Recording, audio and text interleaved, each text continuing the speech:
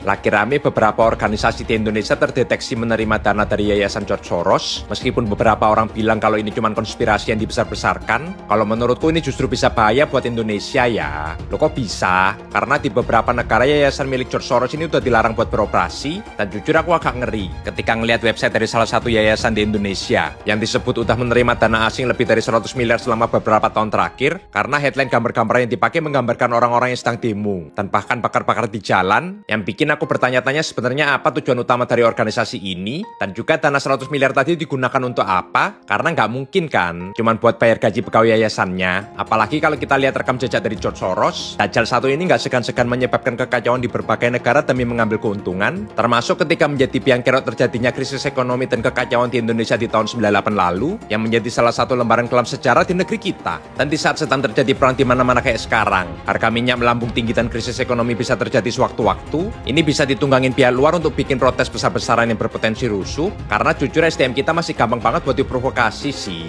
Pertanyaannya, siapa yang untung kalau Indonesia kacau dan ekonominya hancur? Yang pasti bukan rakyat Indonesia, karena investor akan kabur keluar dan pengangguran meningkat drastis, tapi justru cukong-cukong kayak Soros yang bisa beli aset-aset di negara kita dengan harga murah ya. Aku sendiri bikin konten ini nggak ada maksud apa-apa, kecuali pengen Indonesia tetap aman dan damai, apalagi sekarang udah zamannya sosial media. Kalau kita nggak setuju sama beberapa kebijakan pemerintah atau kelakuan oknum aparat, tinggal upload dan viralkan, dan ini jauh lebih efektif buat menjangkau jutaan orang dalam waktu singkat ya. Yang pasti kita jangan mudah dipecah belah, apalagi sampai rusuh, karena yang akan rugi justru kita sendiri, dan aku pribadi jujur masih pengen balik dan tinggal di Indonesia tuh. Jadi kita perlu mengetahui apakah Rismon memang punya kehendak bebas untuk meminta restoratif justice, karena salah satu mekanisme restoratif justice itu adalah perdamaian, dan ada juga poin minta maaf atau poin ganti rugi dan lain sebagainya. Ya, nanti kita lihat, atau dia sesungguhnya memang berada dalam tekanan. Nah ini yang kemudian, karena ini puasa kita perlu tabayun, karena kita belum sempat bertemu dengan orangnya dan belum bisa berkomunikasi, maka kita akan tentukan sikap setelah nanti bertemu atau berkomunikasi dengan Rismon. Dan saya sampai hari ini masih centang satu dengan Rismon. Saya mengatakan mohon minta RJ itu kehendak bebas dari Rismon, ataukah karena Rismon terpojok dengan laporan soal ijazah dan lain sebagainya ya. Jadi kita ingin betul-betul ada hal yang memang betul-betul clear. Jangan sampai kemudian orang melangkah karena berada dalam tekanan. Kami kembali mengingatkan bahwa kami telah menegaskan siapapun yang melakukan upaya perdamaian dengan kepalsuan, dengan kebohongan, dengan kezaliman, dan siapapun yang menempuh jalan untuk berdamai dengan Joko Widodo, sudah kami tegaskan, dan hari ini kami tegaskan kembali bahwa mereka ini adalah orang-orang yang berkhianat terhadap rakyat. Dan kami tegaskan sekali lagi, tidak akan pernah ada kompromi dengan siapapun yang berusaha mencampurkan antara al-haq dengan al-batil. Dan kami tegaskan bahwa penyelesaian hukum dalam sengketa ijazah palsu saudara Joko Widodo harus diselesaikan melalui putusan pengadilan yang berkekuatan hukum tetap, sehingga tunai sudah kewajiban moral bangsa kita sebagai anak bangsa untuk menuntaskan kasus ini di era kita dan tidak menjadi warisan sejarah buruk bagi generasi selanjutnya. Kami menyatakan tindakan saudara Rismon Sianipar ini selain melakukan pengkhianatan sebagaimana yang disampaikan oleh Bang Petrus Celestinos, juga merupakan tindakan yang melakukan penyerangan kepada perjuangan dengan tanpa malu, dan tidak ada lagi tersisa wibawa sedikit pun dari saudara Rismon Sianipar. Dia merengek-rengek lewat media menajukan minta maaf kepada saudara Joko Widodo. Dia merengek-rengek mengevaluasi penelitiannya yang dianggap sebelumnya keliru, dan hari ini dia mengaku ijazahnya asli, padahal dia pun belum punya putusan pengadilan tentang sengketa ijazah. Ini adalah sesuatu yang diingkari dan sesuatu yang bertentangan. Dan dalam konteks perjuangan kami tegaskan, kehilangan pengkhianat bukanlah aib bagi kami, justru itu adalah bagian dari upaya pembersihan perjuangan. Melukai keluarga Pak Jokowi dan Pak Jokowi sendiri, saya sebagai peneliti menyatakan minta maaf secara gentleman. Oleh karena itu, ya, temuan saya sebelumnya yang telah melukai, yang telah membuat commotion di dalam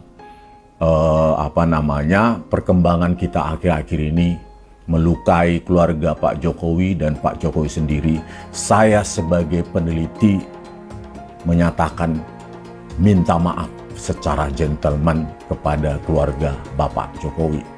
Terkait dengan temuan-temuan saya yang baru, saya mendapatkan temuan baru. Ya, saya mendapatkan kebenaran baru yang membuat saya gusar selama 1-2 bulan ini.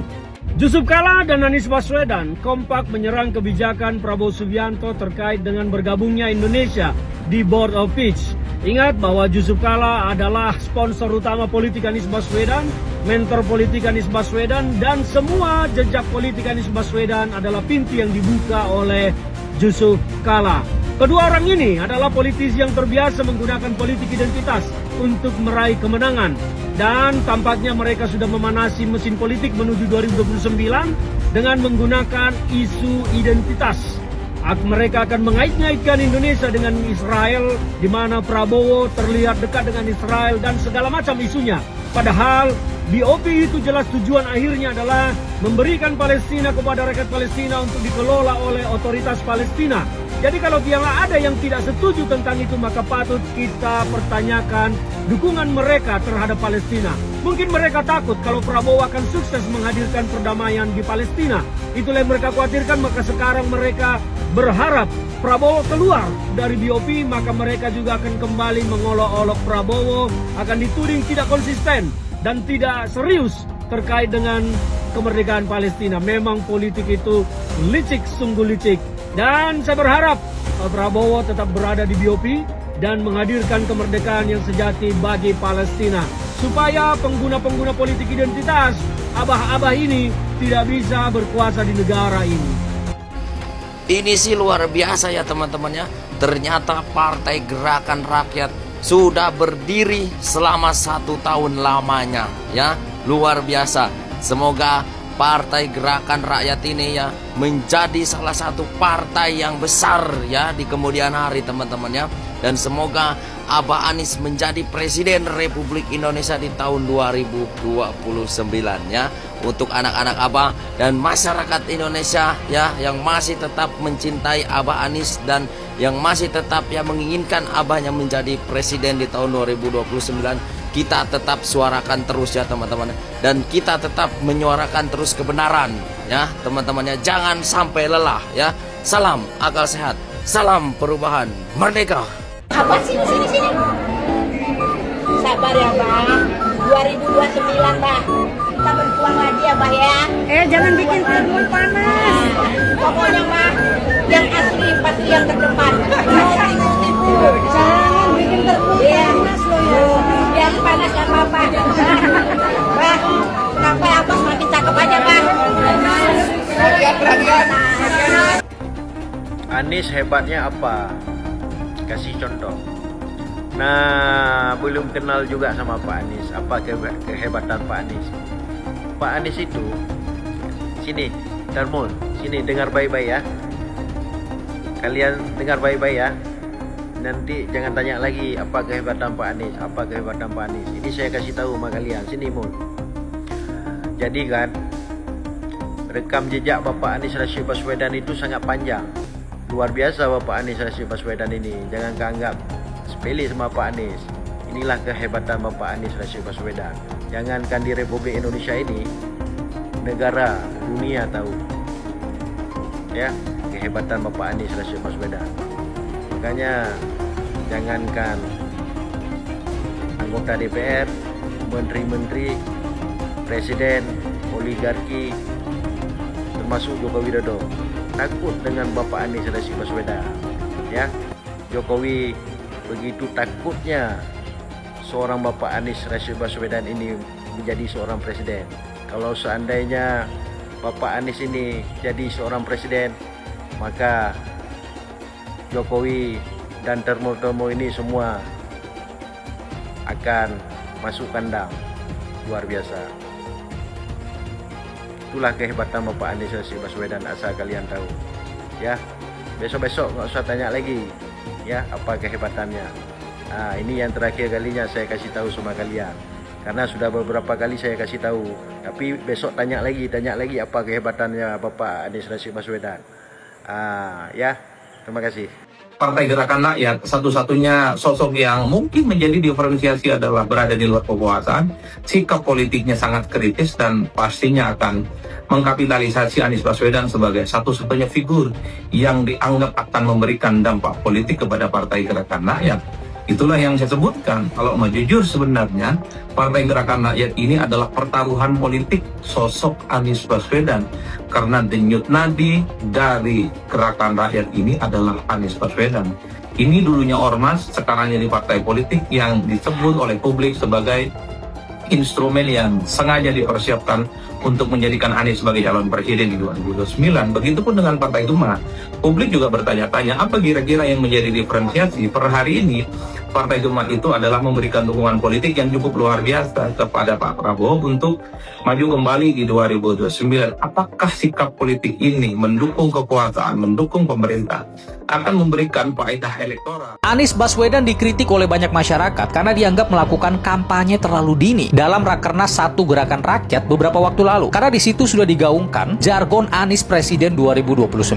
Bahkan banyak yang mengomentari Anies yang pada saat itu mengatakan ketidakadilan ekologis dalam pemerintahan saat ini. Padahal nyatanya Pak Prabowo sudah mencabut izin 28 perusahaan yang terbukti melanggar aturan lingkungan. Ini tuh partai politik baru ya teman-teman, bernama Gerakan Rakyat. Pokoknya mereka mendukung Anies sebagai presiden di 2029.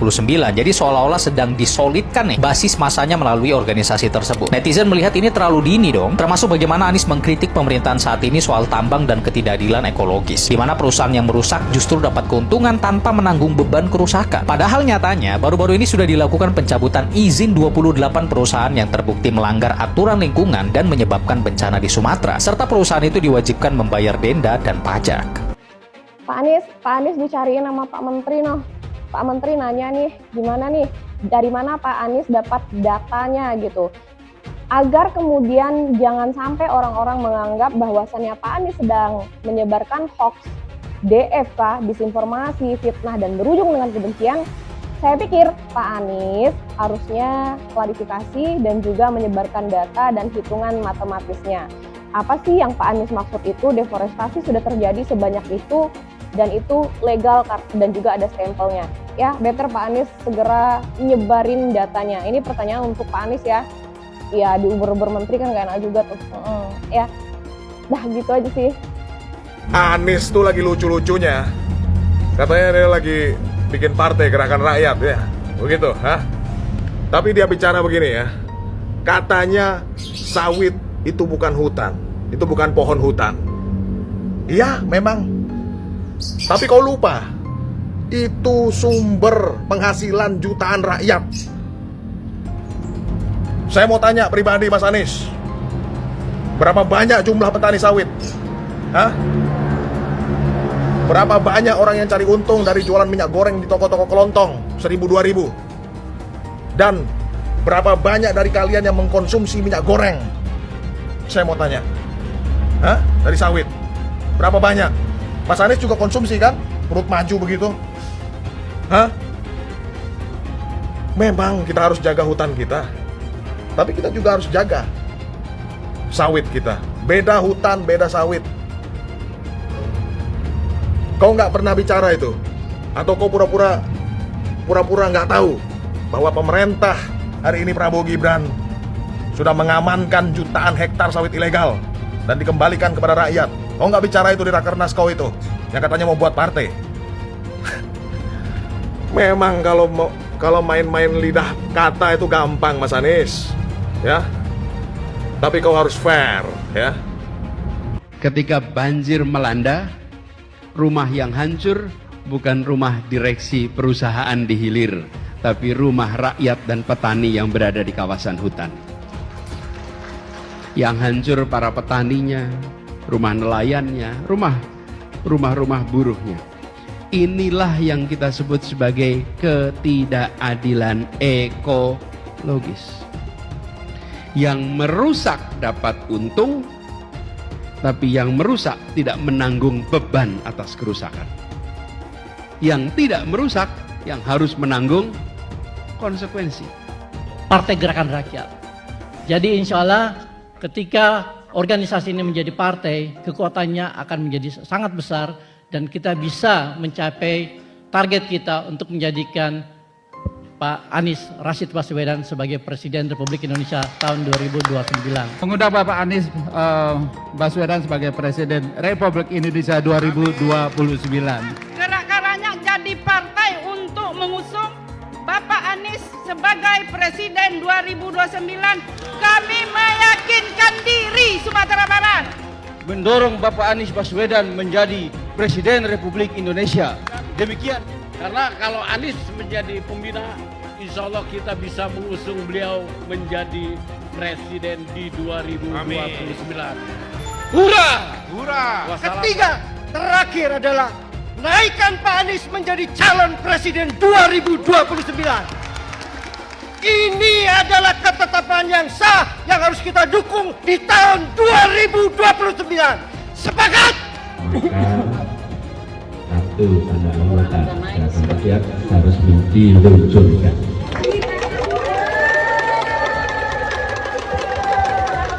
Anies manis ya. Semanis janjinya ke warga Jakarta, yang katanya Tugu Bambu bisa mempercantik Jakarta, yang katanya rumah DP 0% itu bisa membantu warga Jakarta yang belum punya rumah, yang katanya sumur resapan bisa mengatasi banjir. Kan katanya, bukan faktanya. Faktanya Tugu Bambu cuma jadi sampah. Faktanya rumah DP 0% itu gagal. Faktanya yang katanya dulu rumah DP 0% minimal gaji 7 juta naik menjadi 14 juta. Faktanya sumur resapan cuma bikin jalan rusak dan kecelakaan. Ya. Oh iya. Iya emang iya. Lah jawabannya kok iya emang bener. Ya bantah lah. Pak Anies kan pinter ngomong biasanya. Itu semua katanya teman-teman ya. Tulis pendapat kalian di kolom komentar. Salam Jigigis. Anies Baswedan ada bencana di Aceh, di Sumatera ini hanya mengisi perutnya sendiri saja, ke sana makan, ke sini makan. Orang ini betul-betul sarap lah. Gibran mendata korban. Anies Baswedan mengisi perutnya saja. Ususnya saja yang diisi, nggak ada solusi apa-apa nih Anies Baswedan ini, hanya sampah dia ini ya. Lihatlah, sana makan, sini makan, memang sakit jiwa, sudah sakit jiwa Anies Baswedan ini, gila jabatan, merasa orang ini baik, merasa orang ini baik ya.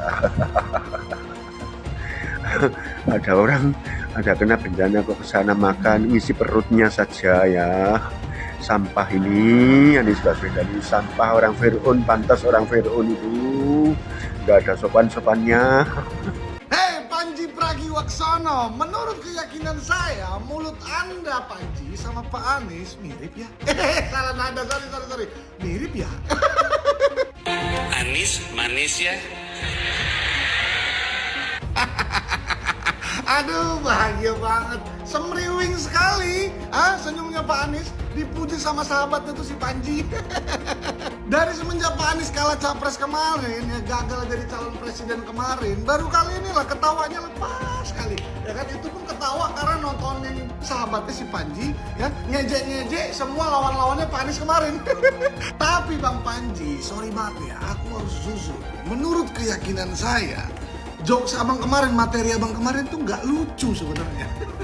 Tapi kenapa satu ruangan itu pada ketawa? Karena yang nonton abah dan anak-anaknya, makanya satu frekuensi, makanya lucu menurut keyakinan saya loh ya.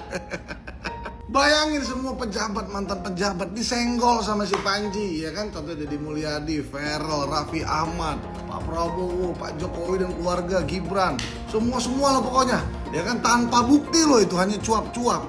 Tapi satu yang nggak disenggol sama dia siapa? Konco kentalnya. Siapa sohibnya? Ya si Anies, siapa lagi?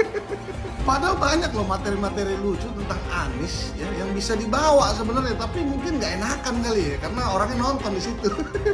Tentang angin nggak ada KTP bisa tuh ya kan. Terus rumah DP 0% yang dulu digaung-gaungkan juga sama jubirnya si Anies. Siapa ya? Si Panji, siapa lagi? Nah, jadi kesimpulannya, menurut keyakinan saya duga kuat, dan sekaligus saya bertanya, mensrea kemarin yang disampaikan Panji, materi-materi Panji itu, apa mungkin Pak Anies yang buat? Mungkin nggak? Coba tulis dalam komen ya. Kalau komen mungkin nggak? Anies manis ya. Manis banget ke Jokowi sampai jadi menteri. Manis banget ke Prabowo saat diusung jadi cagup 2017. Manis banget ke Nasdem, ke PKB, ke PKS saat diusung jadi capres 2024. Dan ini yang gong nih, manis banget ke PDI Perjuangan waktu ngarep banget diusung jadi cagup 2024. Giliran gak ada satu partai pun yang ngusung, semua partai tersandra kekuasaan. Anies penjilat ya?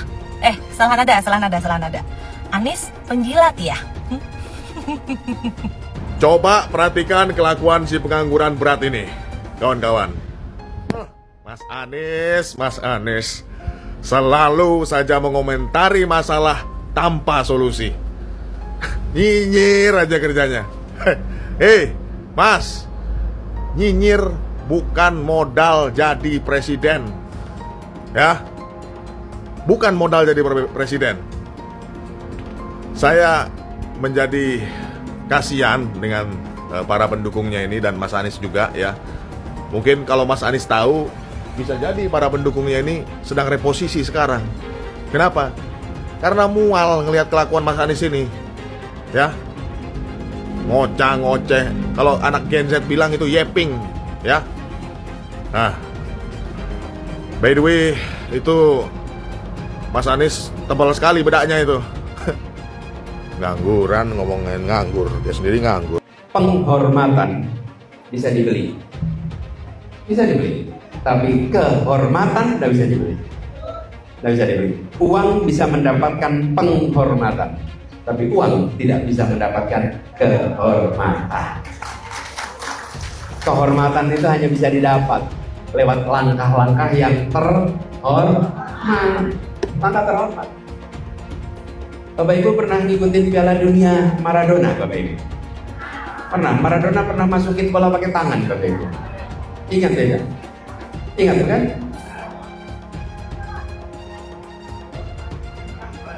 Ya, ada yang bilang tangan Tuhan. Saya kurang setuju itu. Masa Tuhan berlaku curang? Kalau curang itu kerjaan setan, Bapak Ibu. Jadi itu tangan apa? Ya. Tapi yang menarik, Maradonanya tidak mau mengakui bahwa itu pakai tangan. Dia diam saja. Dan ketika itu dinyatakan gol, dia diam saja. Dan ketika dia menerima piala, dia diam saja. Semua orang tahu itu curang. Semua orang tahu itu pakai tangan. Coba lihat kelakuan si pengangguran berat ini, kawan-kawan. Perhatikan. Dia nyindir pemerintah, katanya bagi-bagi jabatan karena koneksi, bukan karena kompetensi, bukan karena prestasi. Itu komisaris yang di BUMD Jakarta sekarang, ya? Ada nggak orang titipan kau di situ? Hah? Perlu saya spill namanya? Pelan-pelan, ya. Dulu ketika kau jadi gubernur, orang-orang yang kau tunjuk, orang-orang kau bukan. Hah? Kau jadi menterinya Pak Jokowi, itu karena koneksi apa bukan? Kemudian dipecat. Yang waktu itu dipecat, reshuffle. Karena koneksi apa bukan? Waktu itu menjadi gubernur DKI Jakarta sebelumnya, diusung, itu karena koneksi atau bukan? Internet kita pun terhubung karena koneksi. Ini sudah menjadi hukum alam, Pak. Ya. Jadi kalau ngomong, ya asal bicara sih. Menepuk air di dulang, terpercik muka sendiri. Begitu ya, Mas Aris. ini bener loh kata Pak Anies ini, kita harus nagih janji kampanyenya Prabowo Gibran. Karena berdasarkan pengalaman Pak Anies ini, jangan sampai janji kampanyenya gagal. Seperti DP rumah 0% kala itu ya. Mungkin waktu itu warga Jakarta nggak banyak yang nagih, nggak banyak yang berisik gitu ya. Tiap hari, mana nih rumah DP 0%-nya Pak Anies, mana rumah DP 0%-nya gitu ya. Jadi gagal waktu itu ceritanya rumah DP 0%. Jadi kan ini masih 4 tahun ya kan. Yuk bersama-sama mengawal menagih janji kampanyenya Prabowo Gibran. Jangan sampai seperti nasib rumah DP 0% yang gagal itu. Gitu maksudnya Pak Anies. Baik kok maksudnya Pak Anies, ya kan Pak Anies? Mas Anies. Masih aja nyinyir ya. Pengen gue katain anak abah tapi emang dia abahnya. Setahun sudah pemerintahan baru ini berjalan. Pak Presiden baru saja bilang bahwa angka pengangguran terendah sejak tahun 98.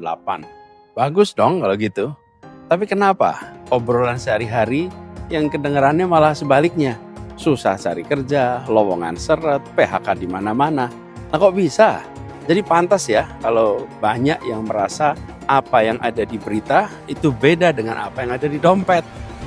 Di pasar sepi, cicilan makin berat, grup chat alumni isinya cari info loker.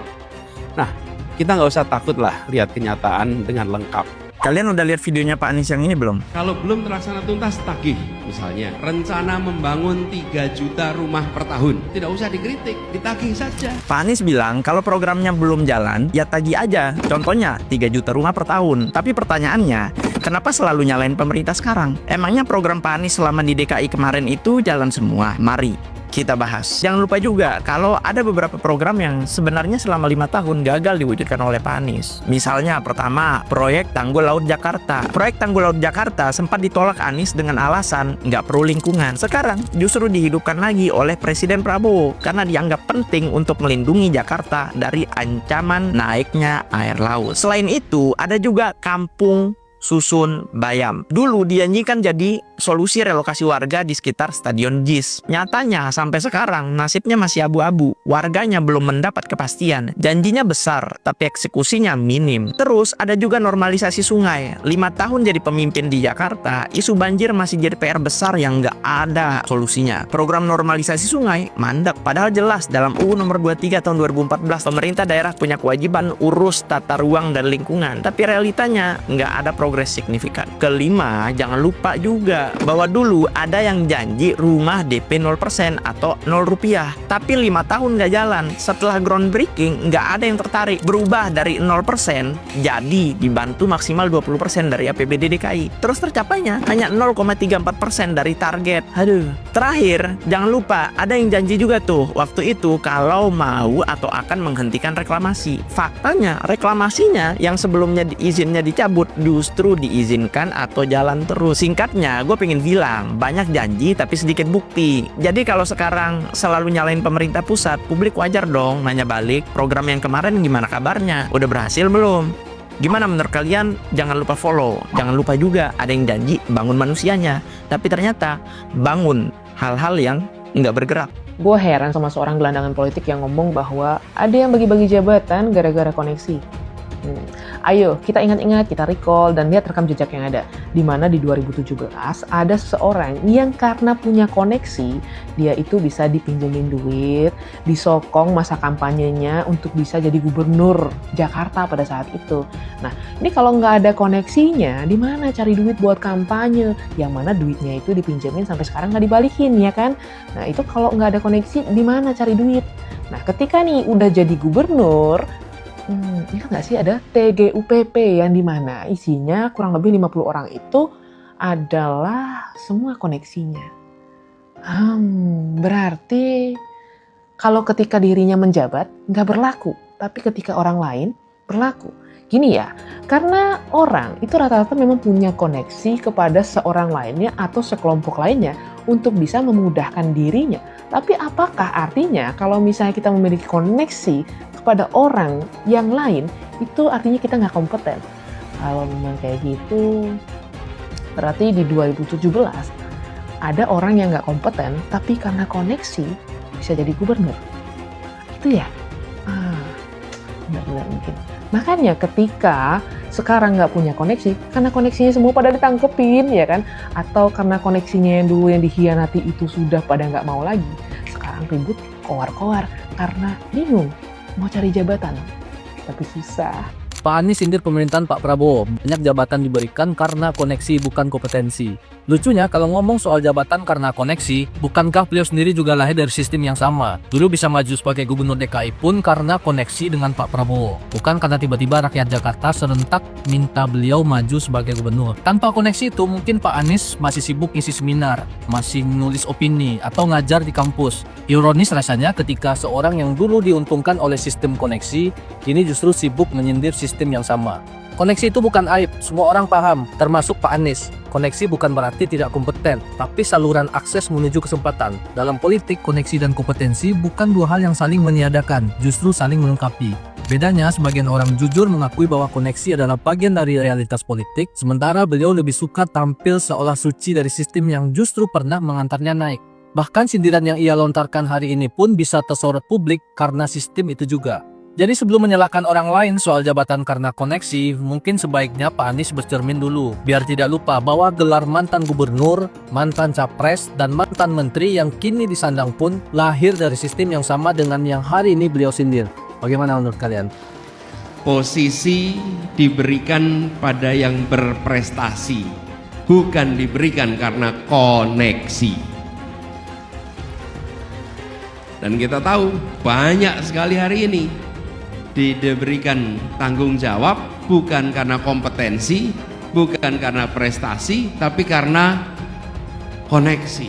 Kapan negeri ini maju kalau tugas-tugas publik diberikan kepada orang-orang yang kompetensinya tidak nyambung, apalagi kompetensinya di bawah standar, diiringi dengan koneksi yang kuat. Akhirnya negara tidak bekerja untuk kepentingan publik, tapi negara bekerja untuk kepentingan koneksi-koneksi yang ada. Masih mending ijazah palsu daripada nasab palsu.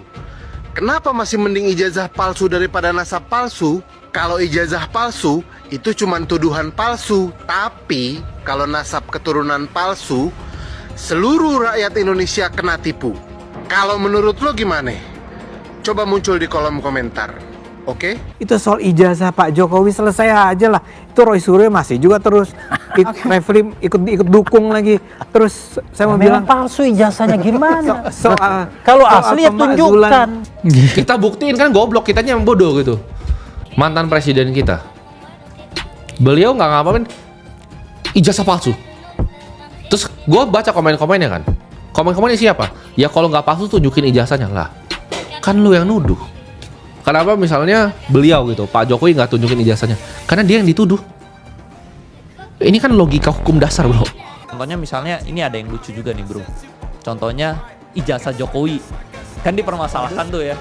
Saya nggak peduli ijazah dia real atau ijazah dia nggak real. Tapi setidaknya dia udah jadi presiden, bro. Betul. Daripada yang lu profesor S3 tapi lu nggak jadi apa-apa. Gitu. Gue mendingan biarin, gue nggak peduli. Bahkan lu mau ijazah palsu tapi dia presiden, bro. Daripada lu ijazahnya real, profesor S3 tapi nggak berkontribusi lu buat nggak negara. berkontribusi Ya, gitu. Jadi betul. dunia ini ijazah itu cuma on paper. Yang real itu lu bisa menghasilkan apa di dunia real. Itu yang lebih penting menurut gua. Roy Suryo, Jokowi ijazahnya palsu, tidak kuliah di UGM. Berita tahun 2025. Ada ratusan media online yang nulis begitu, betul? Tapi ketika ada ditemukan koran tahun 1985 yang menyebutkan di koran itu mahasiswa-mahasiswa UGM Fakultas Kehutanan namanya Joko Widodo, yang kita pegang apakah koran tahun 1985 atau koran media online, media cetak, majalah tahun 2025? Tahun 1985. Kenapa? Karena kejadiannya TKP-nya itu ada di UGM tahun 1985. Kemarin sejati gitu loh, jangan ditinggalkan Pak, jangan dilupakan. Habib Rizik ini harus diangkat untuk membenahi Indonesia juga. Diajak dong jadi menteri. Itu dirangkul gitu loh, Pak Amin Rais dulu dan Mas Rasulullah. Itulah teman sejati Pak Prabowo Subianto. Bukan para penjilat-penjilat termul yang justru termul ini si pengkhianat. Ini akan rusuh, Pak. Serius. Kami 12 orang ini bukan orang biasa, Pak. Kami punya bukan punya banyak masa apa-apa, rusuh, Pak. Indonesia bener-bener lagi mau diadu domba. Ya jadi belakangan tuh gue baru dapat kabar nih, nggak tahu bener atau enggak ya, kalau Indonesia tuh lagi mau diadu domba antar ras, antar agama kayak gitu loh. Ya jadi ada beberapa info kalau ada beberapa titik-titik di jalanan dan di tol, kalau ada orang-orang disebar untuk ngeprovokasi dengan neriak-neriakin orang Cina kayak Cina. Sampai-sampai ada salah satu orang tua kenalannya gue itu diteriakin Cina sama orang itu, tujuannya apa coba? Dan ini bener-bener udah ngerambat ke area-area di luar dari Jakarta kayak BSD, Tangerang, Bintaro, Gading Serpong dan lain-lain lah ya. Dan parahnya lagi katanya pelakunya tuh bukan warga biasa tapi oknum yang nyamar jadi warga. Nah udah tahu tuh tujuannya apa kan? Ini jujur gue nggak tahu ya fungsinya tuh buat pengalihan isu atau apa, tapi yang jelas ini Indonesia lagi sakit banget. Ingat ya, Cina lah, Jawa lah, Batak lah, apapun itu ras, semuanya itu satu Indonesia. Jadi jangan sampai kita tuh keprovokasi sama orang-orang jahat di luar sana. Jangan sampai kejadian 98 jadinya keulang lagi. Ya udah, stay safe semuanya. Ya, jencak.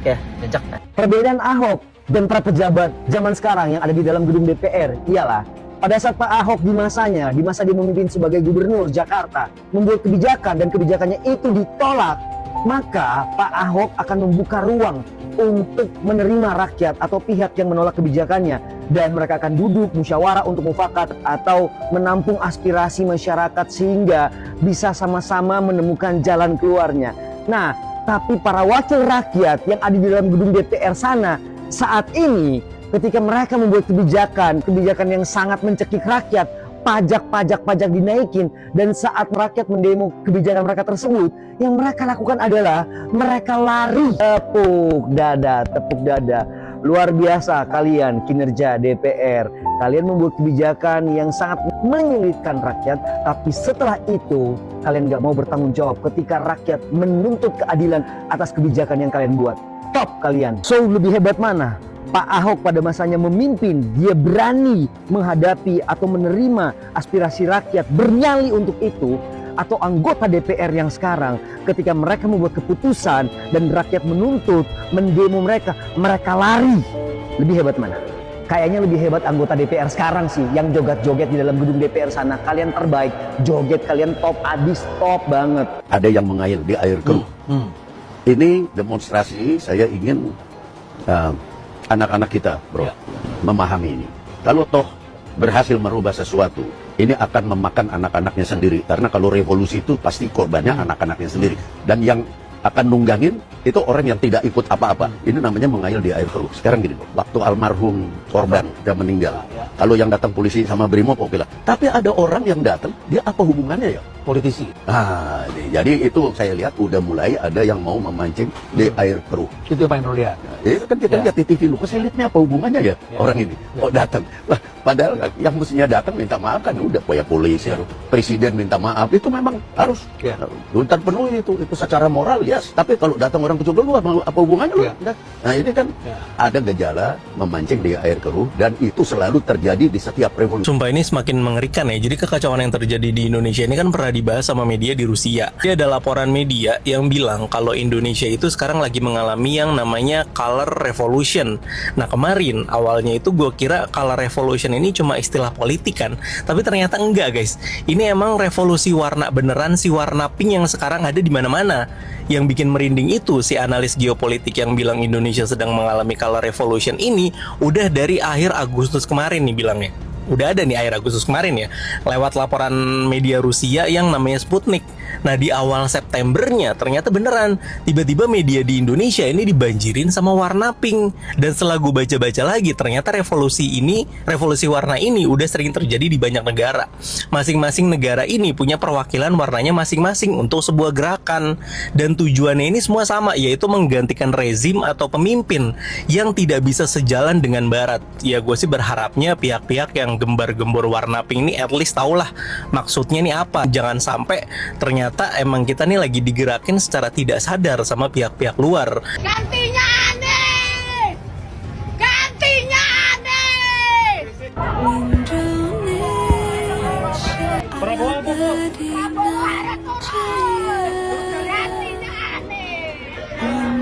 Siapa Indro Priyono yang keluar mengatakan ada dalang, sudah ada saya kantongi namanya, kamu dalangnya, kami harus ditangkap Indro Priyono.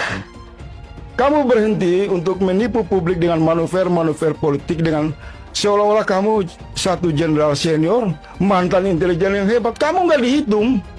Ada yang main gitu. Ya, itu dari sana, dari luar. Orang yang dari luar hanya menggerakkan kaki tangan yang ada di dalam. Isinya George Soros. Makanya saya berani katakan di sini, hei orang miskin, hei orang melarat, tidak usah bayar pajak karena pemerintah haram mengambil pajak dari orang-orang miskin dan melarat, saudara. Allah mewajibkan zakat hanya kepada orang kaya. Haram ambil pajak dari rakyat, saudara. Haram, apalagi dari rakyat miskin yang melarat, yang nyari kerja susah, yang makan susah. Haram kau ambil pajak dari mereka. Lalu Prabowo lengserkan dia, setuju gak? Setuju gak? Dukung tidak? Takbir! Kita akan seret mereka semua untuk dijebloskan ke dalam penjara. Takbir! Setuju tidak? Setuju tidak? Enggak berkelahi, ayo kita adu biar dia berkelahi. Tidak ada cerita Ahok dengan Anies. Ketika saya kalah, saya langsung kasih Anies penghargaan, ucapan segala macam.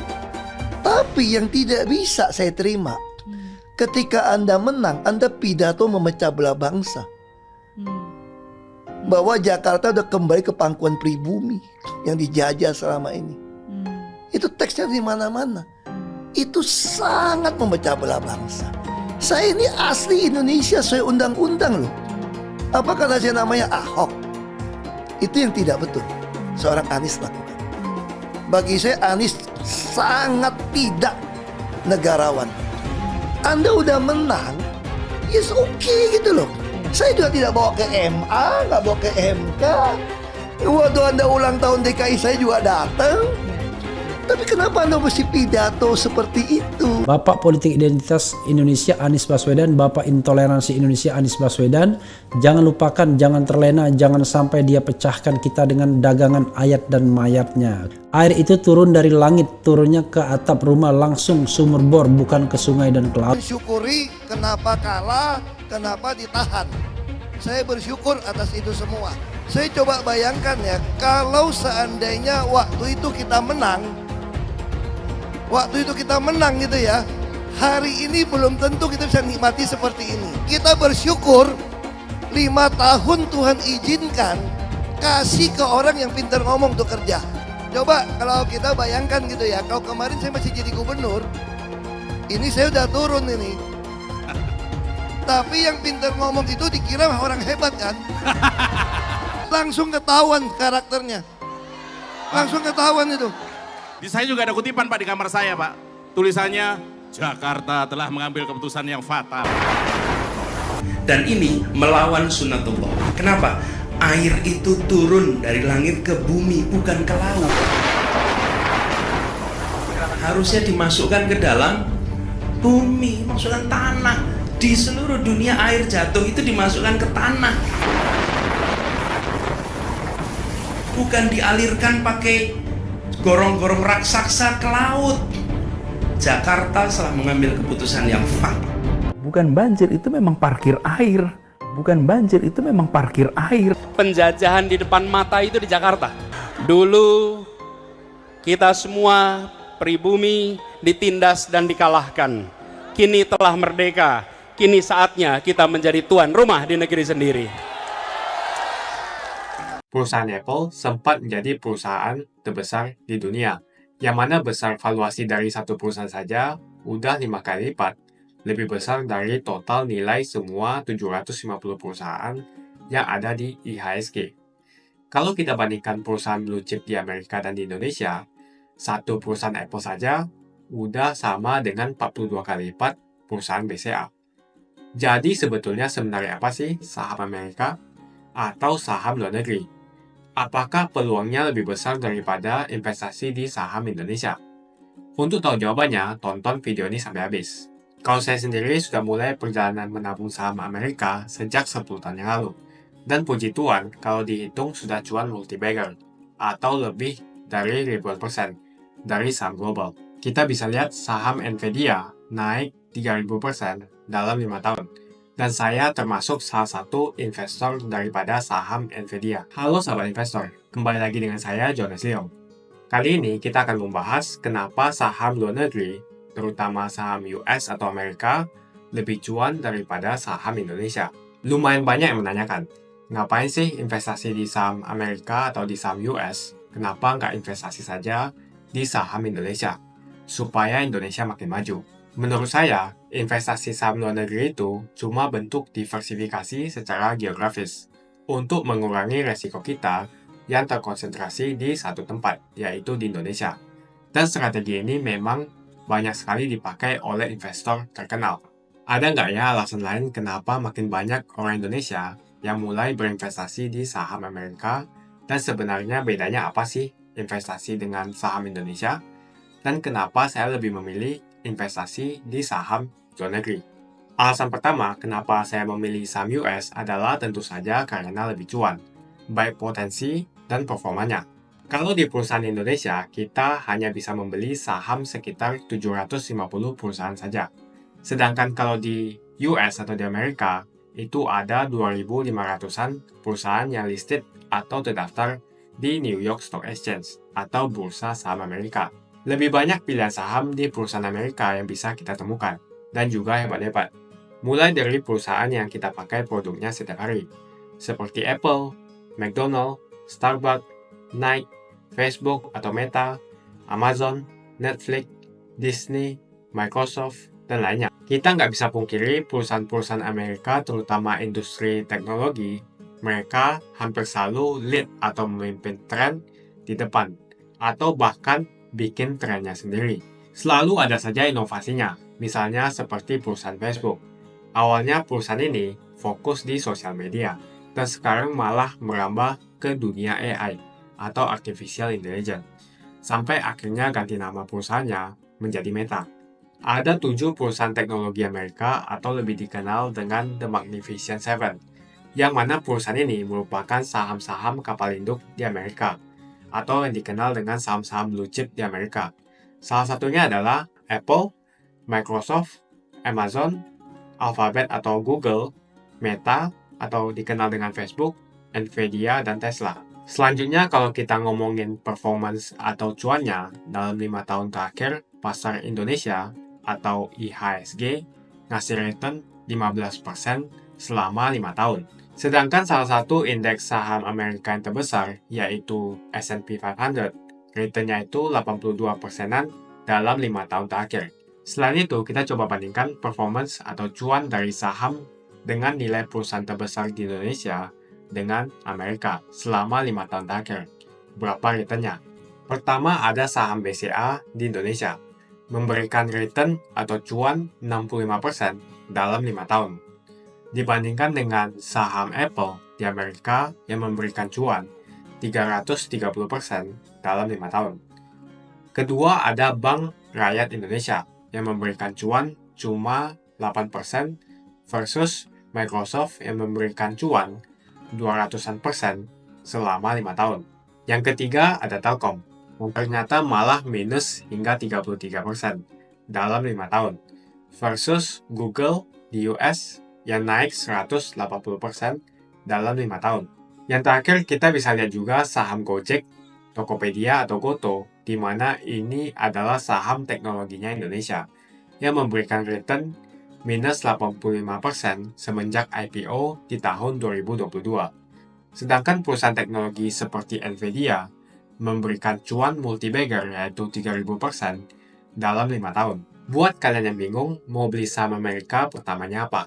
Simpelnya kita pakai konsep pilih saham-saham blue chip atau saham-saham kapal induk yang nilai perusahaannya besar. Teman-teman bisa membeli saham-saham seperti Apple, Microsoft, Amazon, Google, Meta, Nvidia, dan juga Tesla. Dan teman-teman bisa invest di perusahaan-perusahaan ini menggunakan long bridge. Alasan kedua kenapa saya lebih memilih untuk investasi saham Amerika adalah risiko penurunan nilai rupiah. Karena kalau kita investasi saham Amerika, artinya secara nggak langsung kita itu memegang dolar. Biasa rupiah itu nilainya selalu mengalami pelemahan karena inflasi setiap tahunnya. Dulu $1 nilainya Rp5.000, sekarang $1 nilainya Rp15.000. Jadi rupiah cenderung melemah. Kalau kita pegang dolar, secara nggak langsung kita punya mata uang terkuat di dunia yang digunakan 40% transaksi di seluruh dunia. Nilai tukar dolar dan rupiah itu biasanya berbanding terbalik. Kalau dolar menguat, otomatis rupiah melemah, dan juga sebaliknya. Makanya salah satu keuntungan kita membeli atau investasi di saham Amerika, walaupun return atau cuan dari investasi saham Amerika itu rendah, misalnya, tapi dengan adanya penguatan dolar, maka total keuntungan mungkin bisa lebih cuan. Karena adanya penguatan dolar atau dolar yang naik lebih tinggi. Misalnya kita untung atau cuan dari saham Amerika cuma 1%. Misalnya di saham Indonesia, untungnya 5%. Tapi karena kita menggunakan dolar dalam saham Amerika, maka cuan 1% itu lebih besar karena penguatan dolar yang mungkin sebutkanlah 10%. Jadi total keuntungan saham Amerika 1% ditambah 10%. Jadinya 11%.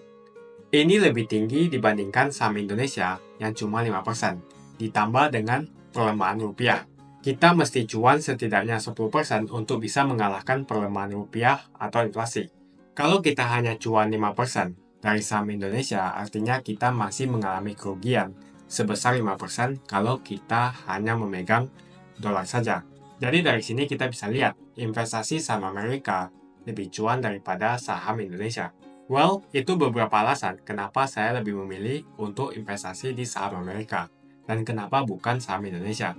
Kalau kalian gimana? Apakah kalian sudah pernah investasi di saham Amerika? Kalau belum, apa yang sebenarnya kalian ragukan? Kalau saya sendiri sudah mulai perjalanan menabung saham Amerika sejak 10 tahun yang lalu. Dan puji Tuhan, kalau dihitung sudah cuan multi-bagger, atau lebih dari ribuan persen dari saham global. Kita bisa lihat saham Nvidia naik 3000% dalam 5 tahun. Dan saya termasuk salah satu investor daripada saham Nvidia. Di sini saya akan katakan saya masih bakal nabung rutin di saham Amerika setiap bulannya dari penghasilan saya. Sebenarnya masih panjang ya perjalanan investasi ini, karena investasi itu butuh kesabaran, konsistensi setiap bulannya. Jika ada pertanyaan, teman-teman bisa hubungi WhatsApp yang ada di kolom deskripsi untuk bantuan daftar trading dan bimbingan trading. Terima kasih banyak sudah nonton video ini sampai habis. Seperti biasa, kalau kamu suka dengan video ini, ayo like dan subscribe. Dan saya akan jumpa teman-teman di video berikutnya.